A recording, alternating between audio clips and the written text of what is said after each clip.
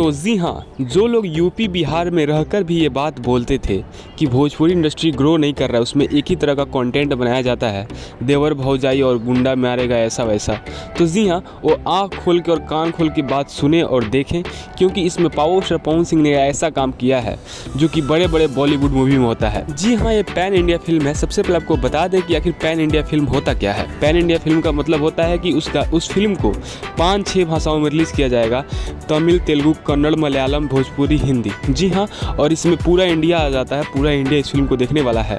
और इसके लिए पावर स्टार पवन सिंह और उनके टीम को भी एक खास सजेशन ये है कि अगर आपको इंटरनेशनल लेवल पे फिल्म को चलाना है तो सबसे पहले आपको कंटेंट में दम होना चाहिए, क्योंकि वहाँ पे स्टार लोग नहीं देखते हैं। Content is the king boss. तो जी हाँ, कंटेंट बहुत ज़्यादा मायने रखता है जब आपको नेशनल लेवल पे या इंटरनेशनल लेवल पे फिल्म चलाना होता है। तो कंटेंट इसलिए बोला गया है कि इसका जीता जागता सबूत जो है अक्षय कुमार को देखा जा सकता है, जो कि कितने बड़े स्टार हैं लेकिन कंटेंट अच्छे से पिक नहीं कर पा रहे हैं। तो उनका फिल्म भोजपुरी इंडस्ट्री के फिल्म के जितना भी इनकम नहीं कर पा रहा है, और यही सबसे बड़ा रीज़न है।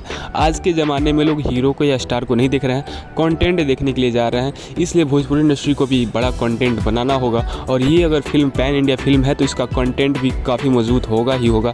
तो पावर स्टार पवन सिंह के फैंस आप रेडी हो जाइए, क्योंकि पवन सिंह ने पहली बार ऐसा काम किया है और भोजपुरी इंडस्ट्री में पहली बार ऐसा हो रहा है। तो आपका क्या राय कमेंट से जरूर बताइएगा, और पवन सिंह से जुड़ी ऐसी इन्फॉर्मेशन पाने के लिए इस चैनल को सब्सक्राइब करके बेल आइकन प्रेस जरूर कर लीजिएगा। मिलते हैं पवन सिंह किसी नए बड़े धमाकेदार इन्फॉर्मेशन के साथ। तब तक के लिए जय हिंद, tata, bye bye, take care.